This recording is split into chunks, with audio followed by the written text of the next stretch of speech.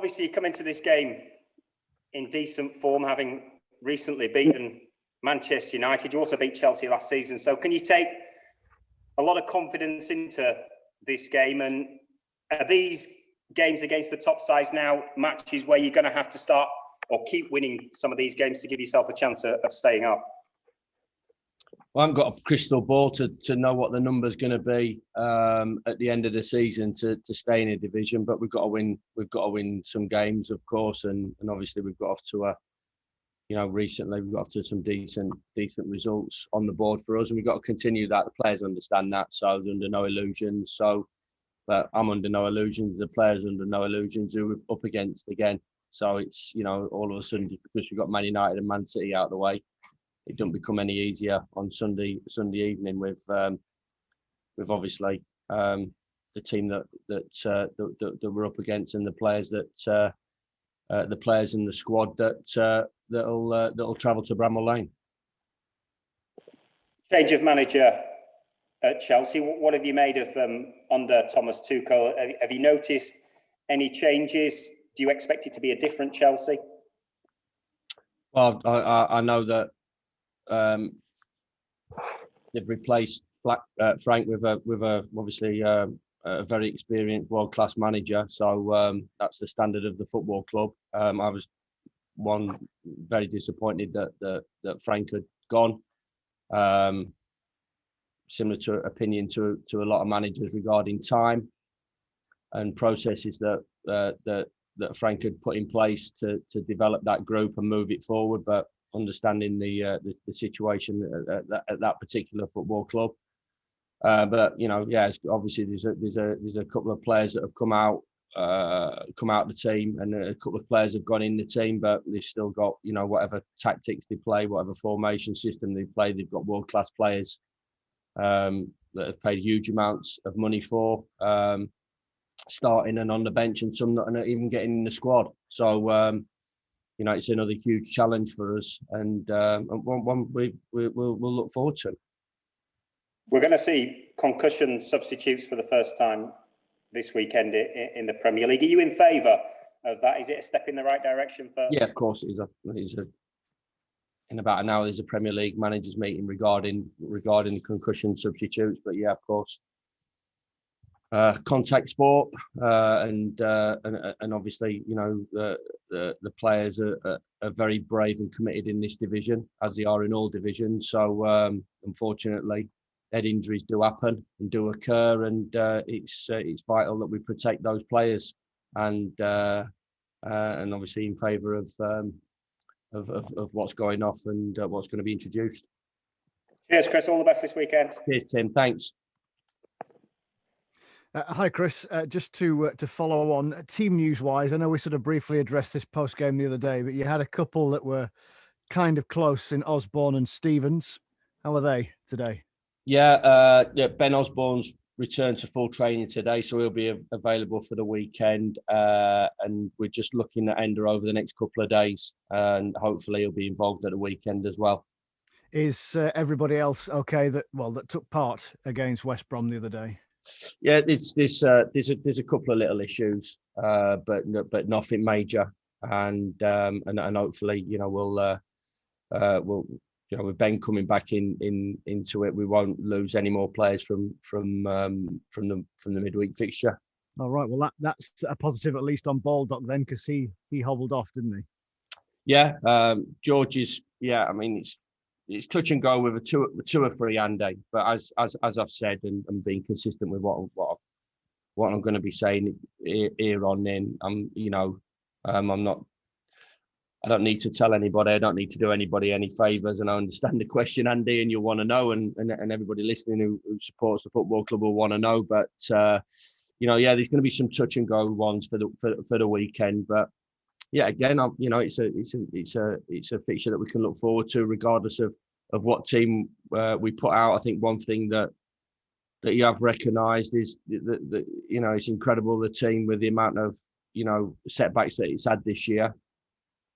Some, as I keep saying, in our control, and some out of our control, the way they keep going and getting back off the canvas, no matter what team we're playing, no matter how how stretched the squad is, the amount of injuries that we've had, the amount of changes that we've had to implement, losing key players. But just incredible that the team is showing the fight that they are, and there's an awful amount of credit needs to go into those players that they keep fighting and keep going, because, as I said, yet again, it's a team that set out to survive in the division last year, and nothing's really changed from that this year. And apart from the stuff that you've seen happen, so the togetherness of the group and how they keep going and keep driving it forward, it makes me immensely proud of this group of players. But they understand I will drive them as hard as they've ever been driven between now and the end of the season, and they've got to keep reproducing what they've produced,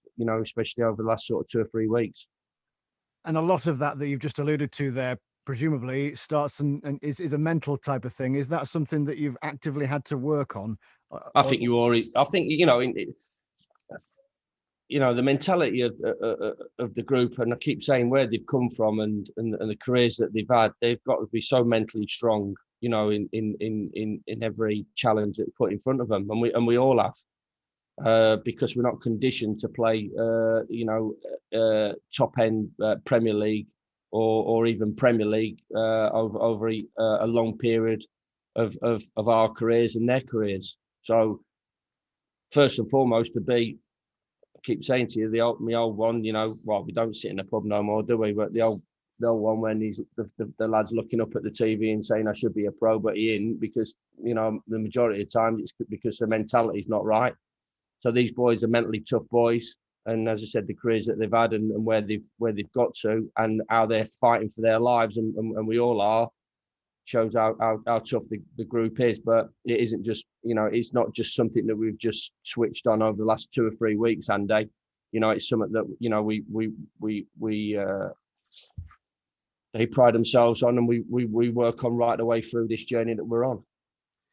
That answer there reminded me of a conversation I had with Baldock in the match at Carrow Road when you won there last season, and we were talking about physical demands.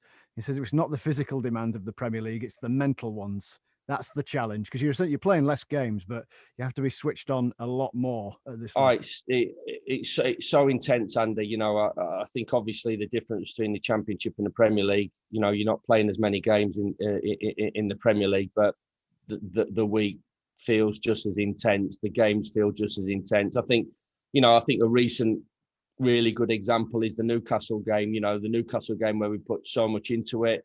We obviously had not won a game all season, and we go and get that win, and we knew we had to be pretty close to perfect to play Spurs, and we were just under it. And I think it was just the intensity of the game, and obviously the timing of the goals didn't help us, and a couple of mistakes that we made. But it's so on top all the time. But this is where I keep saying that where we all want to be. We all want to play our trade at this level, and it does. I think it just cements my opinion regarding Premier League players, and especially the top ones that do it, gaming day in, day out, game out, season in, season out, to play in the Premier League for 10 or 15 years, like some of these top boys have done, and achieve success and trophies and consistent performances and international caps. They're so tough mentally. They're so good physically, and enormous amount of credit in my eyes being in this division over the past season and a half. When you look at players, so much respect I have for those players. So, thanks very much. Hi, Chris. How are you? Ian. You said after the win against West Brom the other night, your team's second half looked more like maybe the team of last season. They actually really went for it. Is that going to be the mantra from the first minute from here to the end of the season? No, we've tried to go for it, Ian.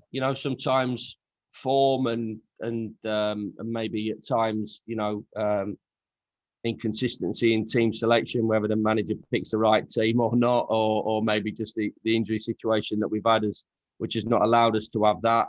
But some decent sides in the division as well, Ian, as you can understand. So they don't allow you to go for it all the time. You have to be pick and choose as well.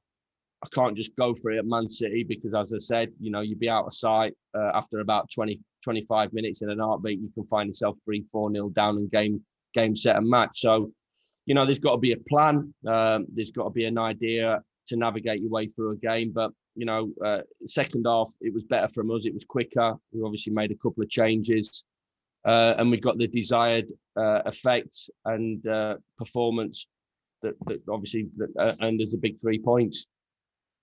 You went over Chelsea last season. Frank Lampard bemoaned his team was very quiet after the game, and you really gave them a working over. It's not the same Chelsea team this time around, but is that the kind of mantra you're going to go into this game with? I've got to say, I think they gave us a good working over at their place as well. So this is what the Premier League's about. You have to be absolutely spot on. And bang at it, and hope the opposition isn't, and vice versa. So no illusions in regarding the quality of this group. What the acquisitions that they made in the summer, the fabulous academy that they've got that's produced the likes of Reece James and Mason Mount and Tammy Abraham and Callum Hudson-Odoi. The international players that they've already got, a squad of 20 international players, and I should imagine, as I said, there's more that are not even in the travelling party that's going to come to hopefully snowy, cold Bramall Lane on Sunday afternoon, Sunday evening. I've ordered the snow, so I've ordered the snow and I've ordered the cold, so that little wins for us, but listen, you're up against, as I said, world-class players, and I'm genuinely disappointed for Frank because I got to know him over a couple of years and had some great battles, and I think it's disappointing that an extremely talented manager has not been allowed to, or the decision was made on him, but. They've replaced him, obviously, with an incredibly talented manager that has at his disposal, world-class players that, take that with a pinch of salt about conditions or whatever. They'll be ready and prepared and understand what they're up against just as much as we will and we do on Sunday evening. There's a lot of managers currently in the Premier League under pressure. Jose just lost 3 in a row for the first time in his managerial career at home. Jurgen Klopp, Liverpool haven't won at home since the turn of the calendar year. Ralph Hasenhüttl's team just got done 9-0 for the second season in a row. You're not under pressure. In fact, your owner managed to somehow fly over from Saudi Arabia to give you the vote of confidence. And he came on TalkSport and said, you're going to be the manager come what may. That must give you must be delighted with that. Yeah, I mean, individual clubs have their own agendas. I like to think that I've earned in a little way a right to give it a go, regardless of what division that we're taking part in next year, with the past achievements, understanding the nature of the game. But I think people around these parts as well understand the backstory as well, Ian, to it all. It's different football clubs, isn't it? I suppose if we'd have spent 150, 200, 250 million over the last 2 or 3 seasons, and we're at the bottom of the division, then there might be a different outcome to it all. But I think there's always a backstory to everything, Ian, and get my head down and carry on working to best of my ability. It's my club, and we've been deeply disappointed with the start, but as you've seen, there's a fight in us, and we'll keep going to the end. I've got to say, my story to all this is really not of interest to me, or it really shouldn't be to anybody else. It should be what the team's doing, or trying to do. To get out this situation that we're in, and the challenges that are ahead of us, and that's all I'm focusing on. Would you like more money to spend in January? I think it's all about, opinions, Ian. I think every manager will do the best for the football club, but I respect opinions. Everybody's got that opinion, whether it's pundits, whether it's football players who are left out the side, whether it's managers, whether it's fans, and whether it's owners. So I put my recommendations to the board regarding strengthening in January with a couple of deals that would have, I believe, in my opinion. So I think, as much as I respect other people's opinions, I think people should respect my opinion as well, which was to bring a couple of players in. But the owner makes the decisions at a football club, and he has to carry that burden with him and responsibility to do the best for the football club. And I respect that decision that's been made. Don't sound very happy with it, though. Pardon? You don't sound very happy with it. Listen, I get on with my job, Ian. I'm a big boy. Things don't go your way all the time. So, I made my recommendations to the board to for the best of the football club, which I always have done. Why would I not? Why would I do? I don't do anything that's personal. I do it to help the group, to help the football club in every decision I make. So, I'm not a yes man, Ian. I'm not just going to, I'll respect decisions that are made, but I don't have to always agree with them. And, I say, I don't agree with this one, but there it is. I'll get on with it and move on. And I've got a group of players as what they're showing is fully committed. If I look back, the amount of kicking the balls that these boys have had all season, and some self-inflicted, and others not. For what they're producing now, of a team that's been at the bottom of the division and had an opinion about them all season, everybody, to keep going the way they do is quite frankly a bit madder and a bit unreal, really. The way they keep fighting and going to Man United and getting a result, and genuinely believing on Sunday that they can pick up a result if they play well enough and do a lot of things right. So their confidence, their fight, their belief is mirrored by mine. And as I said, I think I've always said it. Walk in the front door and walk out the front door, and I'll say it as it is, and I'll get on with it if it doesn't go the way that I want, and accept it. Like all true Yorkshiremen. Finally, the owner said that if you stay up, Hey, he'll make a move. Root got his. Hey, what about it? Do you want to talk cricket, mate? Do you want to talk cricket? That England team single-handedly is being carried by a Sheffield United fan, Joe Root. 100th test, another 100. There you go. Brilliant. Do you like your cricket, Ian? I love my cricket, but I always find myself on a sticky wicket when I talk about cricket. Just last one quickly. The owner said he'd make a movie if you stayed up this season. Who's going to play Chris Wilder? Oh dear me, you've been doing that lookalike thing with Daichi again. I'll let other people talk about it, but somebody quite rough, rugged. Oh well, go on then, Sean Bean, bum. Keep well. Yeah, mate. Hi, Chris. Paul, you all right? Good, mate. I will ask you about the cricket, because obviously I've seen photos this week of one of your training sessions where you were playing a bit of indoor cricket. Is that something that is done regularly? Is that something that you need to do now and again just to get away from the rigours of the Premier League and the football talk? Yeah, we'd have done a lot more stuff, Paul, as you can understand, if all the restrictions would have been lifted, but not to be. So, yeah, we find little bits and pieces to do.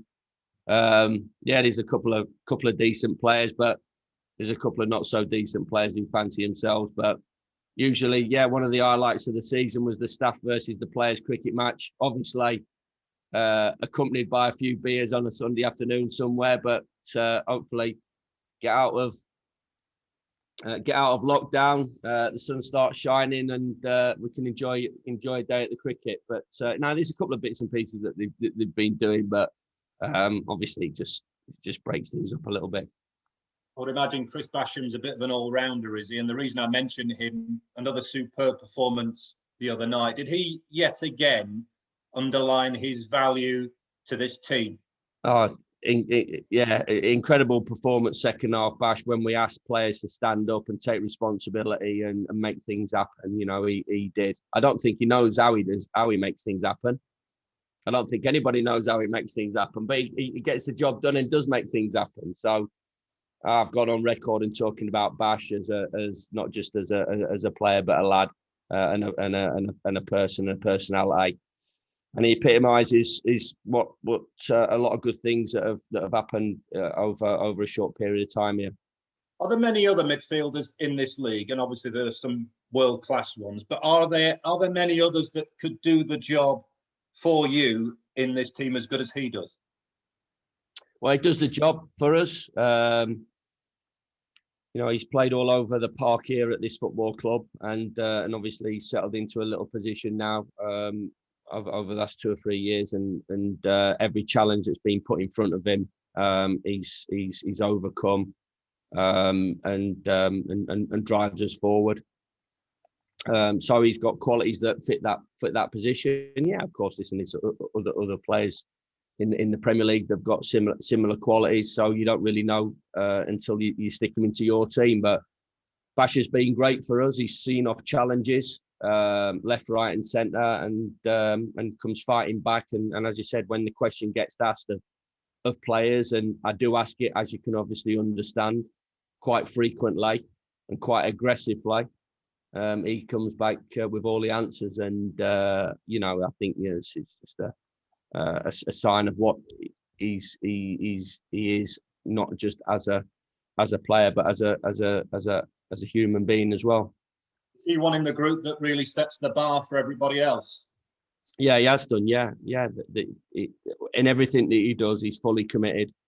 You see it in his eyes. When you're talking to him, he's not switched off. He's not thinking about some of the subject or wishes to be somewhere else. He's all in.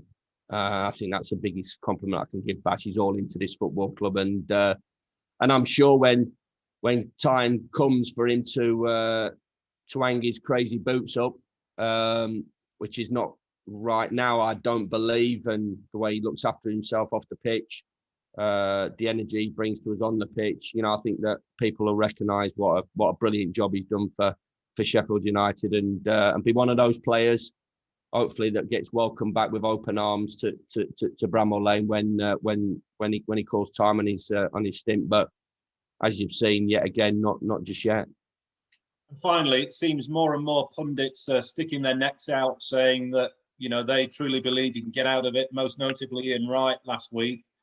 That's got to be good, hasn't it, for players to hear that kind of feedback and getting that kind of support from high-profile individuals like that?